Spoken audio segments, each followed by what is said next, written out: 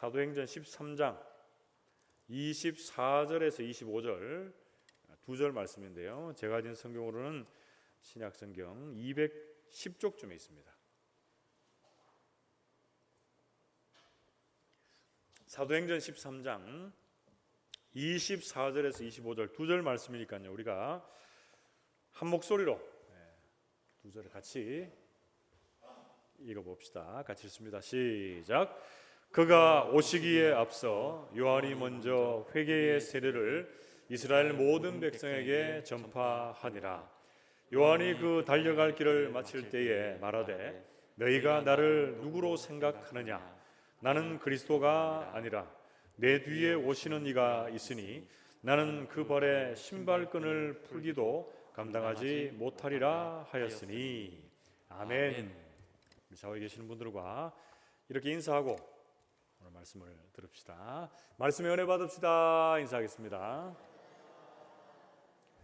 우리는 계속적으로 이 바울의 1차 전도 여행을 살피고 있는데요. 지난 시간에 이 바울의 비시디의 안디옥 설교 첫 번째 시간을 가졌습니다. 그래서 구브로에서 배 타고 밤빌리아에 있는 버가에 도착을 한 이 바울 일행은 이제 바울이 선교의 주도권을 잡고 있습니다. 그래서 거기 버가에서는 잠시 몰다가 타우루스 산맥이라고 하는 험한 산맥을 넘어서 비시디의 안디옥이라고 하는 회당에 모여서 하나님의 말씀을 바울이 선포하고 있습니다. 그래서 지난 주간 이 바울이 선포하고 설교한 내용이 어떤 내용이었습니까? 하나님께서 창세전에 하나님의 백성들을 무조건적으로 선택하셨습니다. 그리고 선택하신 것으로 끝난 것이 아니라 그들의 삶을 매 순간 간섭하시고 섭리하시고 그들의 삶에 역사하십니다. 그리고 하나님께서는 예수 그리스도를 이 땅에 보내주셔서 그를 믿는 천하 만민이 구원의 복을 누리겠다라고 하는 그 약속을 하나님께서는 친히 이루어주고 계십니다. 여러분, 그 이어지는 본문 말씀이 오늘 본문 말씀인데요. 여러분, 오늘 본문 말씀에서 가장 주목해서 등장하는 인물, 한 인물이 있습니다. 그 인물이 누굽니까? 세례 요한입니다. 세례 요한. 우리는 오늘 본문의 이 세례 요한에 대한 말씀을 살피면서 사도 바울이 비시디 안디옥 설교에서 말하고 있는 이 세례 요한이 어떤 사람인가에 대해서 살피면서 은혜를 나누기로 합니다. 먼저 첫 번째로 이 사도 바울의 비시디 안디옥 설교에서 말씀하고 있는 세례 요한 어떤 사람입니까? 첫째는 주님의 길을 예비하는 자입니다. 우리 같이 한번 따라해 봅시다. 주님의 길을 예비하는 자. 그렇죠. 주님의 길을 예비하는 자입니다. 세례 요한이 주님이 오실 길을 예비하는 그 사역을 감당한 하나님의 사람인데요. 사도행전 13장 24절 말씀해 보면 그가 오시기에 앞서 요한이 먼저 회개의 세례를 이스라엘 모든 백성에게 전파하니라 이렇게 말씀합니다. 말씀을 좀 띄워주시면 좋겠는데요. 여러분, 그가 오시기에 앞서 이렇게 말하는데 여기서 그는 누굽니까? 그렇죠. 예수님이 오시기에 앞서서 요한이, 여기서 요한은 사도 요한이 아니고 세례 요한이 먼저 회개의 세례를 이스라엘 모든 백성에게 전파했다 이렇게 말하는 거죠. 여기서 우리가 좀 주목해야 될 단어는 먼저라고 하는 단어입니다. 먼저. 요한은 예수님이 이 땅에 성육시하긴 하기 한 6개월 전에 먼저 이 땅에 태어났죠. 그리고 예수님의 공생의 사역을 감당하기 전에 먼저 이 회개의 세례를 전파하고 있는데요. 이 회개의 세례를 누가복음 3장 3절 말씀에는 어떻게 구체적으로 말씀을 하고 있습니까? 누가복음 3장 3절에 보면 요한이 요단강 부근 각처에 와서 죄 사함을 받게 하는 회개의 세례를 전파하니 이렇게 말씀하고 있어요. 그래서 회개라고 하는 것은 뭡니까? 우리의 죄를 고백하게 하고 하나님께서는 그 죄를 어떻게 하시는 거예요? 용서해 주시는 것이다. 이렇게 보시면 좋습니다. 그래서 회개를 정의하자면 한 몇 가지로 정의를 할 수 있는데 회개는 우리가 가던 길을 돌아서는 겁니다. 가던 길에서 다른 길로 옮기는 것을 회개다 이렇게 말합니다. 그리고 우리가 꽉 움켜쥐고 있고 잡고 있는 것을 놓아버리는 것, 그것이 회개다라고 이렇게 정의할 수 있습니다. 우리가 누가복음 말씀은 쭉 읽지는 않았지만 누가복음 3장 7절 이하에 쭉 보면 세례요한의 회개의 사역들이 나옵니다. 죄 사함을 받게 하는 회개의 사역이 나옵니다. 각 부류의 사람들을 향해서 독사의 자식들아라고 하면서 그들에게 회개를 촉구하고 있는 모습을 우리는 볼 수 있는데요. 우리는 오늘 말씀을 나누면서 하나님께서 우리에게도 우리 안에 숨기고 싶은 죄악들이나 하나님께서 기뻐하지 않는 모습들이 있다면 여러분 철저히 회개하고 주님 앞에 나와 주님의 그 용서와 도움을 구하는 시간이 되시기를 주님의 이름으로 축복합니다. 지금 선지서 말씀을 계속 살피는 중에 또 사도행전 말씀을 살피는데 또 이 회개의 메시지가 나옵니다. 그럼 어떤 분들이 이렇게 생각할 수 있습니다. 날마다 회개의 메시지를 선포하는데 회개할 게 뭐 그렇게 많은가 이렇게 생각하시는 분이 있는데 여러분 회개할 거리가 여러분 돌아보면 너무 많아요. 저도 그렇고 회개할 거리는 내가 이런 죄가 있습니다 라고 하면 회개할 수 있는데 사람마다 그 죄의 정도나 깊이는 다를 수 있습니다. 그러나 하나님이 보실 때 어떻습니까? 우리는 어떻게 보면 죄악 덩어리입니다. 죄악 덩어리. 그래서 하나님 앞에 회개할 내용들을 찾으면 너무나 많습니다. 그래서 이 회개의 메시지가 전파되면 우리는 어떻게 해야 됩니까? 우리 안에는 찔림이 있어야 되죠. 그래서 하나님께서 우리에게 회개에 합당한 열매를 허락해 주시도록 우리의 마음을 열고 하나님의 은혜와 도우심을 구하는 것이 성도의 마땅한 자세입니다. 그래서 회개는 우리 신앙인들의 기본적인 자세일 뿐 아니라 하나님께서 기뻐하시는 자리다 이렇게 말할 수가 있습니다. 회개는 전에 한번 말씀드렸는데 이 한자로 하면 뭘 쓰고 있습니까? 뉘우칠 회자에 고칠 개자를 씁니다. 그러니까 회개한다는 건 뭡니까? 내가 어떤 잘못한 부분들이 생각나는데 거기서 막 펑펑 울고 그냥 뉘우치면 끝납니까? 뉘우치면서 어디까지 나가는 거죠? 고치고 그것을 바로잡는 데까지 나아가는 것이 회개다. 그래서 삶의 구체적인 변화를 수반하는 것이 회개다 이렇게 말합니다. 예를 들어서 이 회개에 대해서는 운전의 비유를 많이 합니다. 운전하다가 길을 잘못 들면 어떻게 됩니까? 어떻게 해야 돼요? 아이고 내가 길을 잘못 들었다 하면서 막 큰일 났다 하면서 계속 그 길을 가면 됩니까? 아니죠. 잘못 들어왔다고 생각하는 그 순간에 어떻게 되죠? 돌려야 됩니다. 돌려. 그게 이제 유턴한다라고 하는데요. 그 가던 길을 바꾸고 즉시 돌이켜야 되는 것이 맞습니다. 그리고 회개라고 하는 것은 앞서 제가 언급했듯이 우리가 꽉 움켜잡고 있는 게 있어요. 이거 놓으면 내가 죽을 것 같은 게 있어요. 그래서 구체적으로 여러분들에게는 각자가 다 다른 모양으로 생각될 수가 있겠지만 그런데 그 움켜잡고 있는 것을 놓아버리는 것, 놓아버림으로 말미암아 그리스도 안에서 참된 자유와 해방을 경험하는 것, 그것이 바로 참된 회개요 진정한 회개가 되는 줄 믿습니다. 내가 죄가 있어요. 그런데 그 죄악을 내 머리로 깨닫습니다. 내가 죄악 가운데 있구나 하는 것을 깨달아요. 그러고 나서 마음으로 결단합니다. 내가 고쳐야지 하고 마음으로 결단합니다. 그래서 끝나면 됩니까? 이 결단한 것이 어디로 드러나야 됩니까? 우리의 행동으로 드러나야 되는 것.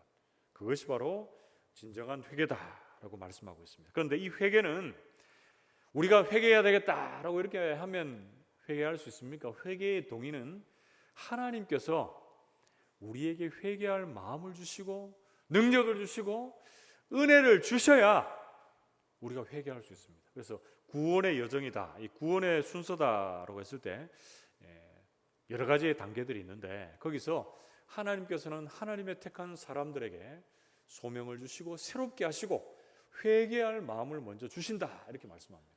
그런 사람들에게 하나님께서는 의롭다 칭해 주시고 하나님의 자녀로 삼아 주신다라고 이렇게 말씀을 하고 있습니다. 그래서 이런 세례 요한과 예수님의 사역의 초반부에 보면 항상 이 회개의 메시지가 드러나고 있는 것을 볼 수가 있습니다. 먼저 세례 요한 한번 봅시다. 마태복음 3장 1절에서 2절 말씀에 보면 그때 세례 요한이 이르러 유대 광야에서 전파하여 말하되 회개하라 천국이 가까이 왔느니라 이렇게 말씀하고 있어요. 그리고 마태복음 4장 17절 말씀에 보면 예수님께서도 초창기 공생의 사역을 시작하실 때에 이때부터 예수께서 비로소 전파하여 이르시되 어떻게 말씀합니까? 회개하라 천국이 가까이 왔느니라 이렇게 말씀을 해주고 있습니다. 우리에게 하나님께서 그리고 세례 요한의 사역을 통해서 동일하게 말씀하세요. 회개하라 천국이 가까웠느니라 이렇게 말씀하세요. 여러분 천국은 마태복음에서 특별히 이 천국이라는 단어가 많이 나오는데 천국은 다르게 얘기하면 뭡니까? 하나님 나라죠. 하나님 나라. 이 하나님 나라는 구체적으로 무엇을 의미합니까? 우리가 죽어서 가는 하나님 나라 말할 수 있습니다. 그런데 이 하나님 나라는 이미 어떻게 됐습니까? 이미 이 땅 가운데서 시작이 되었습니다. 그래서 천국을 장소적인 개념으로 국한시키는 것이 아니라 우리가 하나님의 다스리심 안에 사는 그곳이 우리가 초막에 있든지 궁궐에 있든지 우리가 하나님의 천국, 하나님의 나라 그곳에 거하게 되는 줄로 믿습니다. 그런데 이 천국이 가까워 왔고 천국 하나님의 다스리심 가운데 머무는 하나님의 사람들에게 있어서 꼭 선행되어야 되는 게 뭡니까? 회개, 우리의 죄를 고치고 새롭게 하고 하나님의 은혜의 자리로 머물게 하는 것, 이것이 꼭 필요하다라는 것이죠. 사랑하는 성도 여러분, 오늘 본문에 이 사도 바울의 비시디 안디옥의 설교에서 세례 요한의 이 사역들 여러 가지로 말하면서 세례 요한이 어떤 사람이라고 말하고 있습니까? 첫 번째는 주님의 길을 예비하는 자다 이렇게 말합니다. 무엇을 통해서 주님의 길을 지금 예비하고 있습니까? 사람의 심령 가운데 회개의 심령을 주셔서 그들의 마음밭을 기경하는 거예요. 다르게 얘기하면 뭡니까? 갈아엎습니다. 갈아엎어요. 그래서 주님이 이 땅에 오실 그 길을 예비하는 그 사역들을 감당하고 있습니다. 사랑하는 성도 여러분, 우리의 삶에 삐뚤어지고 잘못되고 그리고 어그러진 길이 없는지 한번 살펴봅시다. 그 길이 있다면 나중에, 다음에 이렇게 말하는 것이 아니라 그 길에서 즉시 회개하고 돌이킴으로 하나님의 뜻 가운데로 머물 수 있는 우리 모든 성도들이 될 수 있기를 주님의 이름으로 축복합니다. 요엘 선지자의 그 고백처럼 우리의 옷만 찢고 그쳐지는 것이 아니라 우리의 마음을 찢고 하나님께로 향할 수 있는 우리 성도들 되시기를 바랍니다. 깨달음에 대해서 그쳐지는 것이 아니라 죄에 대한 깨달음이 있다면 마음으로 결단하시고 결단한 그 결단을 행동으로 옮길 수 있는 마음이 변화된 행동으로 드러나는 우리 참된 회개의 삶이 있기를 바랍니다. 그리고 아직 놓아버리지 못한 부분들이 있다면 여러분 과감하게 놓아버리십시오. 내가 붙잡고 있는 것, 내 이거 놓으면 죽을 것 같은 게 있습니까? 그러나 그것은 어떻게 보면 세상적인 것이요 나에게 있어서 백해 무익한 것이 될 수 있다라는 것 여러분 기억하시고 더 크고 놀라운 하나님의 은혜와 사랑 여러분 그것들을 취할 수 있는 하나님의 사람들 다 되시기를 주님의 이름으로 축복합니다. 그 두 번째로 오늘 본문 말씀에서 이 사도 바울의 비시디 안디옥 설교에서 말하고 있는 이 세례 요한 어떤 사람입니까? 둘째는 주님의 얼굴을 보여주는 자였습니다. 같이 한번 따라 봅시다. 주님의 얼굴을 보여주는 자. 그렇죠. 여기서 다르게 얘기하자면 주님의 성품을 보여주는 자다 이렇게 해석할 수 있는데요. 세례 요한은 자신의 삶으로 이 주님의 얼굴, 주님의 성품을 보여주는 하나님의 사람이었습니다. 사도행전 13장 25절 말씀 전반부에 보면 이런 말씀이 있습니다. 요한이 그 달려갈 길을 마칠 때에 말하되 이렇게 시작하고 있죠. 그래서 여기 본 말씀을 보시면 달려갈 길을 마친다라고 했을 때 이 의미가 무엇인가를 좀 보면 달려갈 길이라고 하는 것은 우리의 인생의 여정, 우리의 믿음의 여정을 말하고 있습니다.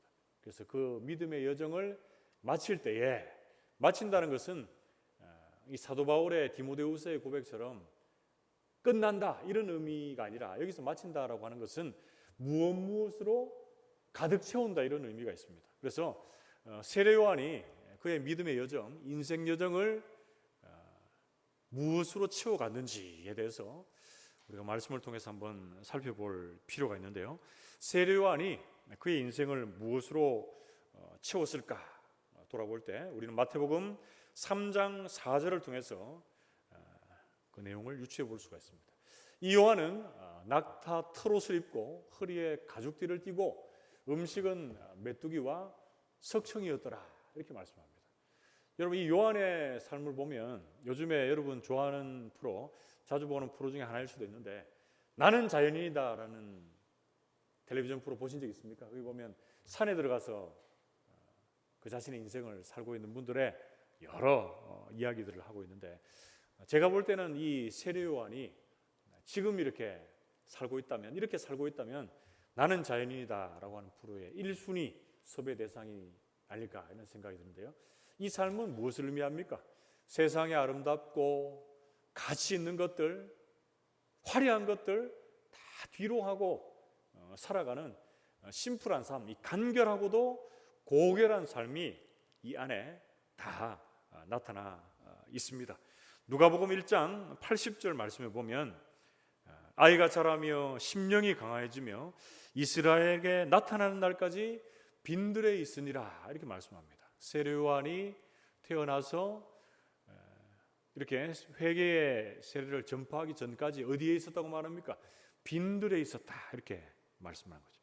여러분 여기 빈들은 무엇을 의미할까요? 이 빈들은 하나님의 사람으로 준비되고 양육되는 그런 시간을 말합니다. 때로는 고난의 길이 되고 좁고 험한 길이 되지만 그 길에서 어떻게 하는 거예요?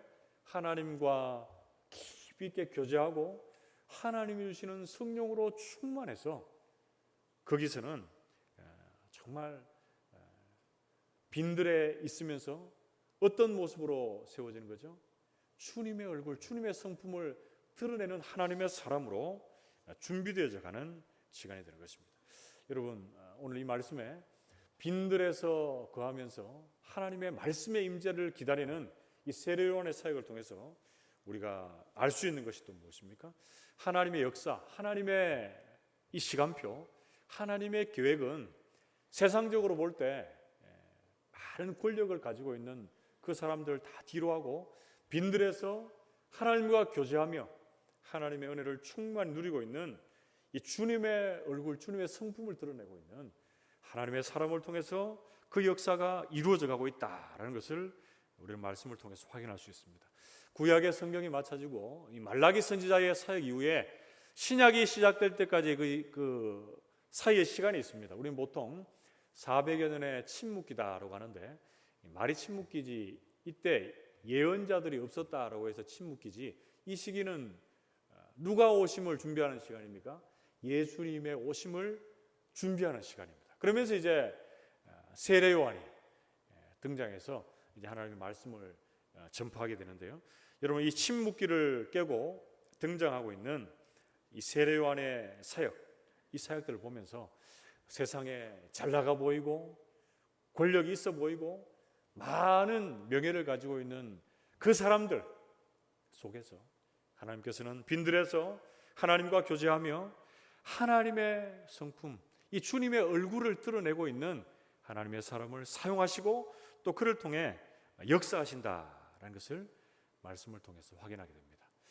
사랑하는 성도 여러분, 우리에게는 우리가 주님과 깊이 있게 교제하고 또 주님의 얼굴을 대하며 주님을 만날 수 있는 이런 빈들의 시간이 있는지 한번 돌아볼 수 있기를 바랍니다. 요즘은 모든 것이 풍요롭고 넘쳐나는 시대 가운데 살고 있습니다. 이때에 우리가 먼저 하나님이 허락하신 빈들에 자원하여서 거할 수 있기를 축복합니다. 마음이 가난해서 하나님의 은혜를 늘 갈망하는 저와 여러분들의 모습이 있기를 바랍니다. 그리고 우리는 부족하고 연약한 모습입니다. 때로는 고난과 환난을 만나고 지나는 그 시간들이 있습니다. 그러나 그때가 하나님의 말씀을 더 사모하고 하나님과 더 깊이 있게 교제할 수 있는 시간이 되는 줄로 믿습니다. 그 빈들의 시간을 지날 때에 하나님께서는 우리의 삶에 역사해 주시고 우리를 통해서 주님의 얼굴을, 주님의 성품을 드러나게 해 주실 것입니다. 빈들을 통과한 말씀, 그 말씀을 들은 사람에게 하나님의 힘과 능력이 나타나게 되는 줄로 믿습니다. 사랑하는 성도 여러분, 오늘 본문에 이 사도 바울의 비시디 안디옥 설교에서 알 수 있는 세례 요한 어떤 사람이었습니까? 두 번째, 주님의 얼굴을 보여주는 하나님의 사람이었습니다. 세례 요한은 자신의 삶에서 세상과 구별된 하나님과 교제한 증거들을 보여주고 나타냈습니다. 그 대표적인 것이 세상에 나타나기 전까지 지낸 빈들입니다. 그리고 그에게 임한 하나님의 말씀입니다. 여러분들의 이 빈들이 어디에 있습니까? 여러분들이 지내고 있는 가정입니까? 아니면 직장입니까? 아니면 지금 하나님 앞에 예배하고 있는 이 시간이 하나님께서 여러분들에게 허락한 빈들입니까?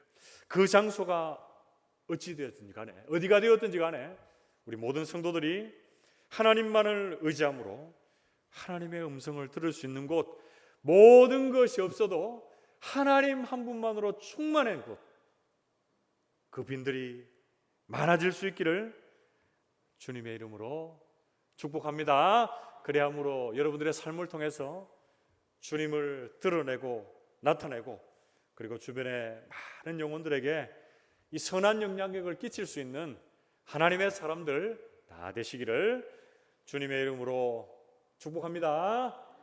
다음으로 세 번째, 오늘 본문 말씀에서 이 사도 바울의 비시디 안디옥 설교에서 말하고 있는 이 세례 요한의 사역, 이 세례 요한은 어떤 사람으로 말씀해 주고 있습니까? 셋째는 주님의 이름만을 높이는 자입니다.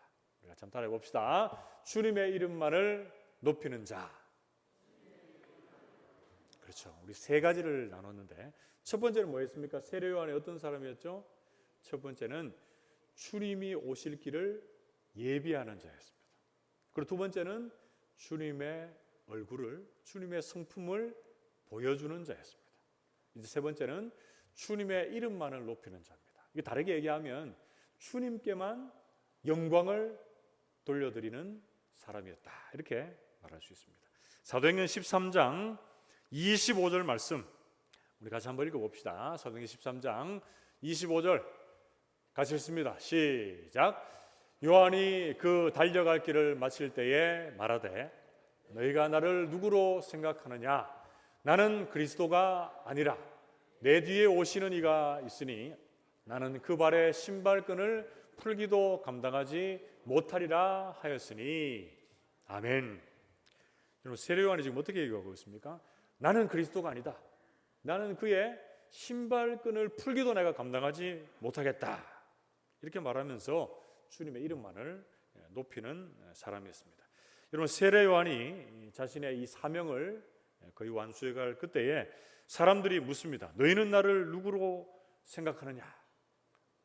너희는 나를 누구로 생각하느냐? 사람들에게 묻죠. 그런데 이 말씀은 예수님께서 가이사라 빌립보라고 하는 우상이 창궐한 도시 그 중간에서, 한복판에서 제자들에게, 무리들에게 너희는 나를 누구라고 생각하느냐? 이렇게 묻는 것과 비슷하게 연상이 되고 있어요. 그런데 좀 더 자세하게 구체적으로 나와 있는 본문 요한복음 말씀을 보면 이 질문이 세례 요한이 먼저 한 것이 아니라 누가 했다고 말하고 있습니까? 사람들이 세례 요한에게 너는 누구냐? 너는 도대체 누구냐? 이렇게 묻고 있어요. 그 질문 앞에 이제 세례 요한이 나는 이런 사람입니다 라고 대답을 하는 것이죠. 그런데 이렇게 묻고 답하는 이유가 어디에 있습니까? 누가복음 3장 15절 말씀을 보면 이렇게 말씀합니다. 백성들이 바라고 기다림으로 모든 사람들이 요한을 혹 그리스도신가 심중에 생각하니, 이렇게 말씀해요. 이게 무슨 뜻입니까? 세례 요한이 죄 사함을 얻게 하는 회개를 선포하고 있는 그 모습 보니까 누구같이 느껴졌습니까? 메시아, 예수 그리스도와 같이 느껴진 거예요. 그래서 주변에서 막 웅성웅성하면서 이 메시아가 나타났구나 라고 하면서 세례 요한에게 묻습니다. 네가 도대체 누구냐? 네 정체가 무엇이냐? 이렇게 묻습니다. 그 질문 앞에 세례 요한이 이렇게 대답합니다. 누가복음 3장 16절 말씀. 요한이 모든 사람에게 대답하여 이르되 나는 물로 너에게 세례를 베풀거니와 나보다 능력이 많으시니가 오시나니 나는 그의 신발끈을 풀기도 감당하지 못하겠노라. 그는 성령과 불로 너희에게 세례를 베푸실 것이요. 이렇게 말씀을 합니다. 우리가 앞에 읽었던 말씀과 중복되는 부분들이 있는데요. 여러분 좀 구별되는 게 어떤 내용이 있습니까? 세례 요한 자신은 뭘로 세례를 베풀어요? 나는 물로 세례를 베풀지만 내 뒤에 오시는 분 누구십니까? 메시아 예수 그리스도는 불과 성령으로 세례를 베푸실 것이다. 이렇게 말씀합니다. 그리고 자신은 뒤에 오는 메시아 예수 그리스도의 신발끈을 풀기도 감당하지 못하겠다. 여러분 이건 비유적인 표현인데요. 이 당시에 종과 노예는 주인이 외출할 때 신발끈을 메어줍니다. 그리고 주인이 이제 외출해서 집으로 돌아오면 또 신발끈을 풀어줍니다. 그런데 지금 세례 요한이 예수님 앞에 어떤 모습으로 있다는 거죠? 신발끈을 내가 풀 사람도 아니다. 이것은 뭡니까? 예수님 앞에서 나는 종, 노예보다 더 낮고 못한 사람이다. 이렇게 자신을 낮추고 있는 것이죠. 자신이 아무것도 아니다라고 하는 것을 말씀해주고 있습니다. 사도행전 13장 25절에 우리가 읽었듯이 나는 그리스도가 아니다라고 하는 것을 좀 더 실감나게 번역하면 나는 정말 예수 그리스도가 아닙니다. 이렇게 번역할 수가 있습니다. 그래서 이 세례 요한은 자신이 그리스도가 아님을 여러 복음서에서도 말씀을 해주고 있는데요. 여러분 요한복음 한번 봅시다. 요한복음에 1장 6절에서 8절 말씀해 보면 하나님께로부터 보내심을 받은 사람이 있으니 그의 이름은 요한이라. 이 세례 요한입니다. 그가 증언하러 왔으니 곧 빛에 대하여 증언하고 모든 사람이 자기로 말미암아 믿게 하려 함이라. 그는 이 빛이 아니요 이 빛에 대하여 증언하러 온 자라. 이렇게 말씀합니다. 여러분 여기 요한복음에서도 세례 요한이 지금 어떻게 얘기합니까? 자신은 어떤 사람이라고요? 빛 대신 예수 그리스도를 증언하러 온 사람이다. 나는 빛이 아니다. 나는 예수 그리스도가 아니다. 이렇게 말하면서 나는 이 빛을 증언함으로 나를 통해서 예수를 증거하는 사람이다. 이렇게 말하면서 빛 대신 예수 그리스도를 높이고 자신은 낮추고 있습니다. 누가복음 3장 4절에서 5절 말씀에도 선지자 이사야의 책에 쓴 바 자신을 또 세례 요한은 어떻게 묘사합니까? 광야에서 외치는 자의 소리가 있어 이르되 너희는 주의 길을 준비하라. 그게 오실 길을 곧게 하라. 모든 골짜기가 메워지고 모든 산과 작은 산이 낮아지고 굽은 것이 곧아지고 험한 길이 평탄하여질 것이요. 이렇게 말씀합니다. 여기서 여러분 중요한 것은 3장 4절에 나오는 말씀인데 세례 요한이 자신을 두고 어떻게 비유를 하고 있습니까? 광야에서 외치는 자의 소리다. 이렇게 말하고 있습니다. 여러분 요즘은 뭐 이렇게 기술이 좋아져서 제가 지금 이렇게 설교를 하죠. 그러면 이 공기의 울림에 의해서 소리가 여러분들의 증거됩니다. 시간이 지나면 어떻게 되죠? 소리는 사라집니다. 사라져요. 그런데 어떤 뭐 높은 수준의 과학이 발달하면 이 소리도 다 모을 수 있다라고 하는 그런 말들도 하던데 아무튼 지금 이렇게 들려지는 소리는 금세 없어지고 사라집니다. 지금 세례 요한이 말하고 있는 건 뭡니까? 나는 주연이 아니다. 조연이다. 내가 지금 어떤 역할을 하고 있는 것 같지만 어때요? 시간이 지나서 주인공이 오시면 주인이 오면 나는 없어지고 사라지고 낮아지는 존재에 불과하다. 이렇게 말씀하고 있습니다. 그래서 요한복음 3장 30절 말씀을 보면 그는 흥하여야 하겠고 나는 쇠하여야 하리라 하니라. 이렇게 말씀합니다. 여기서 그는 누굽니까? 그는 예수님은 흥하여야 하겠고 그러니까 높아져야 할 것이고 나는 세례 요한은 쇠하여야 할 것이다. 나는 낮아지고 죽어지고 없어져야 되는 존재다. 이렇게 말하면서 주님의 이름만을 높이고 있습니다. 여러분 누가복음 3장 5절 말씀을 읽었지만 이 광야에서 외치는 자의 소리 그 사역의 일환으로 이 주님의 이름만을 높이며 주님이 오실 길을 곧게 하고 있는 사역들을 우리가 읽었는데요. 어떤 것이었습니까? 골짜기가 메워지고 높은 산 낮은 산 모든 산들이 낮아지고 굽은 것이 곧아지고 험한 것이 평탄해지는 사역들을 지금 세례요한이 감당하고 있다, 이렇게 말씀을 하는 거예요. 여러분, 이것은 보통 왕의 행렬이 지나갈 때에 길을 이렇게 닦고 평탄하게 하는 그런 작업을 말하고 있는 거예요. 우리나라도 대통령이나 또 외국의 행정부의 높은 수반들이 방문을 하면은 어떻습니까? 길을 막 이렇게 다시 닦고 정비를 하고 이런 것 보죠. 마찬가지입니다. 세례요한은 회개의 세례를 전파함으로 먼저 사람들의 마음밭을 기경해서 주님 오실 길을 대비했습니다. 이에 더하여서 높아져서 교만한 마음을 낮춥니다. 그리고 절망하고 낙심함으로 낮아진 마음을 높입니다.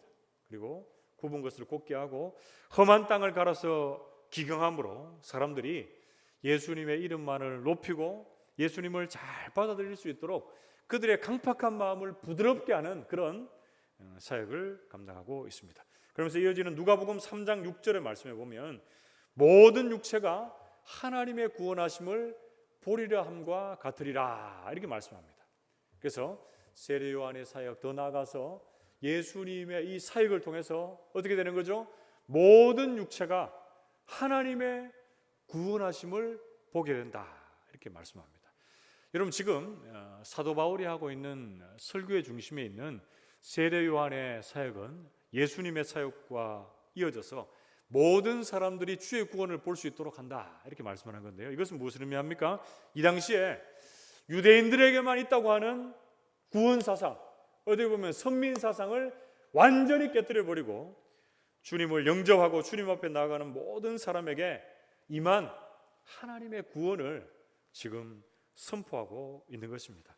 사랑하는 성도 여러분, 우리도 오늘날 이 하나님의 놀라운 구원 사역을 기대하면서 태신자들을 작정하고 주님께 올려드리고 기도하고 또 만나기를 작정하고 있습니다. 그런데 이 모든 사역들의 중심에 예수 그리스도가 있다라는 것, 그리고 그 전에 세례요한의 사역이 있다라는 것, 여러분 기억할 수 있기를 축복합니다. 그래서 모든 육체가 하나님의 구원을 보는 것, 이것이 바로 주님의 이름을 높이는 사역이다라는 것을 여러분 기억합시다. 세례요한은 나는 그리스도가 아니다, 빛이 아니다 라고 이렇게 말합니다. 그리고 자신은 예수님의 신발끈조차도 푸는 것도 감당하지 못할 정도로 나는 아무것도 아닌 존재다 라고 이렇게 말하면서 결국엔 마지막 헤롯에게 고든 이야기를 했다가 감옥에서 순교의 제물로 마쳐지는 것을 우리는 알 수가 있습니다. 여러분, 어떻게 보면 세례요한의 사역은 사라지고 없어지는 것 같지만 그의 사역은 오늘날까지 많은 은혜를 끼치고 있고 그의 사역을 통해서 주님이 오실 길을 예비하고 있고 주님의 얼굴을 보여주는 사역을 감당하고 있고 또 3대지에서 예수님의 이름만을 높이는 사역을 감당하고 있습니다. 사랑하는 성도 여러분, 이 세례요한의 사역에서 자신의 이름이 드러나지 않습니다. 자신이 영광을 받고 누리는 것, 취하는 것 없습니다.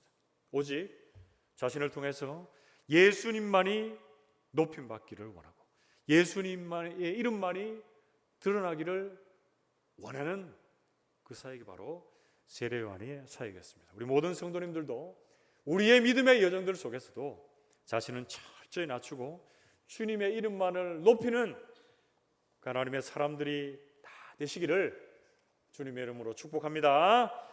말씀을 맺으려고 합니다. 오늘 본문 말씀에서 이 사도 바울의 비시디 안디옥의 설교, 여기서 나타난 세례요한 어떤 사람이었습니까? 그 첫 번째는 주님의 길을 예비하는 자였습니다. 죄사함을 얻게 하는 회개의 세례를 전파함으로 이스라엘 백성들의 마음을 주님께로 향할 수 있도록 준비시킵니다. 그리고 천국이 가까이 왔음을 선포하며 회개의 자리로 이끌며 주님이 오실 길을 예비하고 있습니다. 그리고 두 번째로 이 세례요한은 어떤 사람이었습니까? 주님의 얼굴, 주님의 성품을 보여주는 자였습니다. 자신의 삶과 사역으로 이 주님의 얼굴과 성품을 보여주고 있습니다. 세례요한의 이 빈들에서의 삶, 청빈하고도 간결한 이 삶은 많은 사람들에게 깊은 울림을 주고 있습니다. 자신의 인생을 하늘의 것으로 채우며 하나님과 교제하며 하나님으로부터 양육받는 이 빈들의 시간은 그를 성령 충만한 하나님의 사람, 주님의 얼굴을 보여주는 하나님의 사람으로 이끌었습니다. 그리고 주변에 선한 영향력을 끼치게 했습니다. 셋째로 세례요한은 주님의 이름만을 높이는 자였습니다. 자신은 소리와 같이 사라지고 없어집니다. 자신은 감추고 예수님의 이름만을 높임으로 주님께 영광을 돌려드리는 사람이었습니다. 우리 모든 성도님들이 이 세례요한의 사역들, 이 세례요한이 어떤 사람이었는가를 기억합시다. 그래서 주님이 다시 오실 길을 우리도 예비하며, 그리고 주님의 얼굴을 우리의 삶을 통해서 드러내며, 그리고 주님의 이름만을 높이고 주님께만 영광을 돌려드리는 하나님의 사람들 다 되시기를 주님의 이름으로 축복합니다. 함께 기도합시다.